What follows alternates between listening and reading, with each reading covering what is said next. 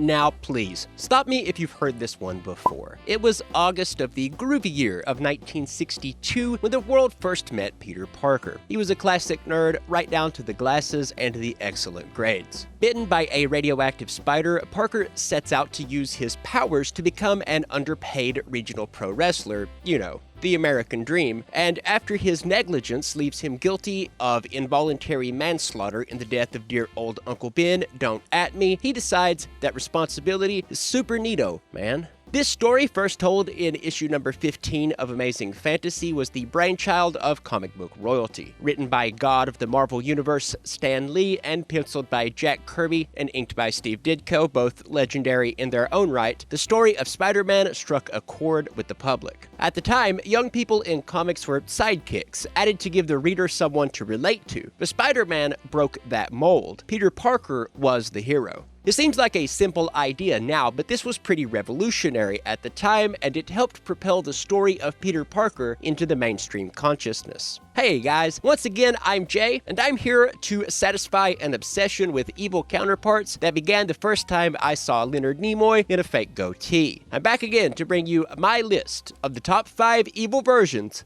of Spider-Man.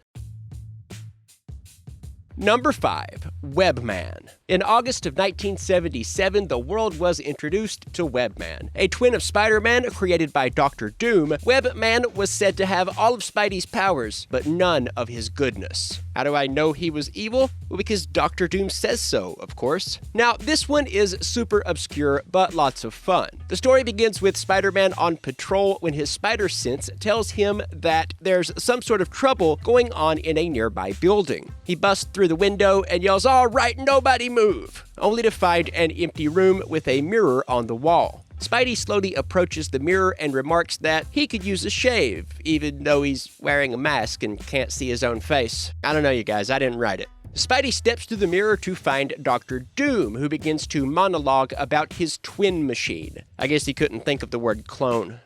Maybe it was like on the tip of his tongue or something. He announces that he's about to create WebMan, and Spider-Man just kind of watches while he flicks the switch and goes on about how evil he'll be. Doom informs WebMan that it's his job to destroy Spider-Man, to which he agrees for some reason. And WebMan leaves the building looking for Spidey, who apparently left while all the monologuing was going on. I can't blame him for that. Lucky for our hero, his evil twin is the opposite of himself in every way. Peter Parker has always been brilliant, his evil twin, not so much. They fight it out and eventually end up back in the same building where Doom uses the opportunity to make a second evil twin. The weirdest part of this story is how it ends. Spider-Man just runs past his two evil twins, quipping that it's not fair to gang up on him, tells Doom that they can't help him anymore, webs him up, and says he's going to jail. Nothing is explained.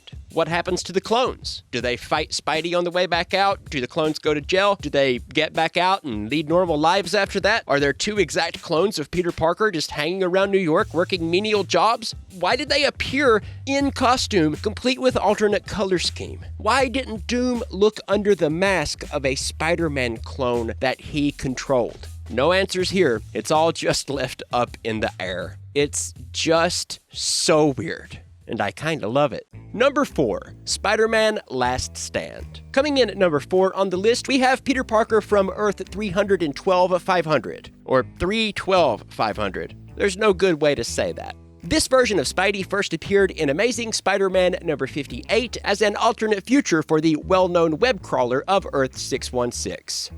616. Short, easy to remember, rolls off the tongue. That's how you name a reality. Anyway, the story begins in issue 57 with Happy Birthday Part 1 of 3, when main continuity Parker is caught in the middle of an attack from Dormammu and his minions. Dr. Strange tells all the heroes to stay back and fight off the minions while leaving Dormammu to him. Unfortunately for Spidey, he was the only one who didn't listen. As a result of his attempts to help, Spider-Man and Dr. Strange end up trapped outside of time and space. When they return, they find themselves in a possible future where Dormammu has killed all the heroes. This leads to a neat scene where Parker discusses the concept of Schrodinger's cat with Dr. Strange. That alone makes this little 3-issue arc worth a read. So when Spider-Man runs off to try and save alternate future MJ, because Of course he does. He ends up finding an alternate version of himself. The alternate future Peter is standing over Aunt May's grave in the rain, going on about how this is his last stand. As he talks to Aunt May, he calmly puts on his costume, a leather jacket version of the normal Spidey outfit. You see, this version of Peter Parker killed Kraven the Hunter, and this made drastic murdery changes to his timeline, creating a darker and much more deadly anti-hero version of Spidey. He steps away from the grave toward the NYPD and refuses to surrender, basically committing suicide by cop.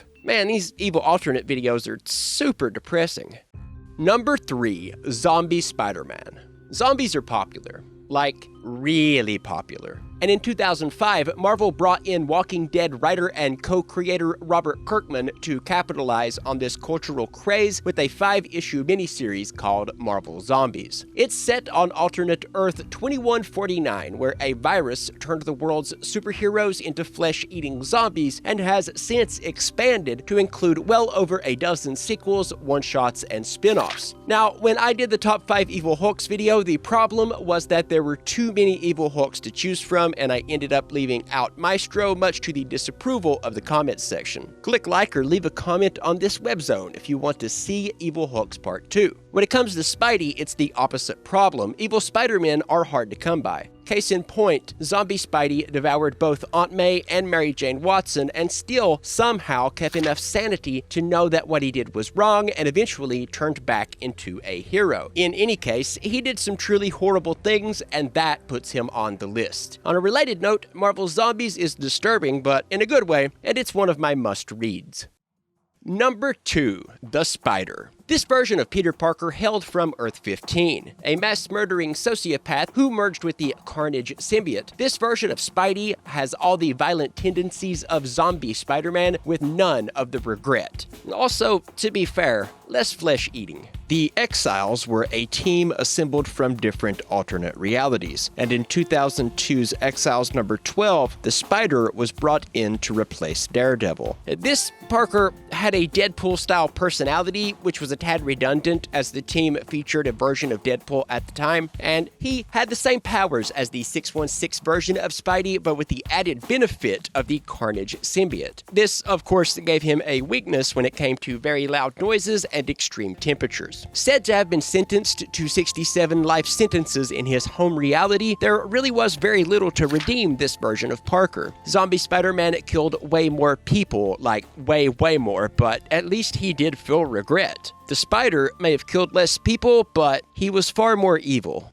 Number 1, Patton Parnell. I'm going out on a limb here and guess that many of you expected me to say Superior Spider-Man. Well, Dr. Otto Octavius was a bad guy, but after taking over Peter's body, Spidey's memories drove him to become a hero. If this were a list of my favorite alternate versions of Spider-Man, then Superior Spider-Man would fit right in. But it's not. And he wasn't evil, at least not while he was Spider-Man. Our real number 1 may not have the universe-wide body count of Zombie Spider-Man, but the sheer horror factor in this one is astounding. In 2004's Edge of the Spider-Verse, we saw a lot of alternate versions of Spider-Man, but none of them haunted my dreams in quite the same way as Patton Parnell of Earth 51412. Parnell was a creepy stalker bitten by a spider while at Allcorp Industries, but he didn't become anyone's friendly neighborhood anything. Instead, he began to web up people and eat them in the same way that spiders catch and eat insects. He was killed by Moreland, but not until after he'd bitten Sarah Jane, his universe's MJ. And the next day, thousands of baby spiders started running out of the wound on her neck.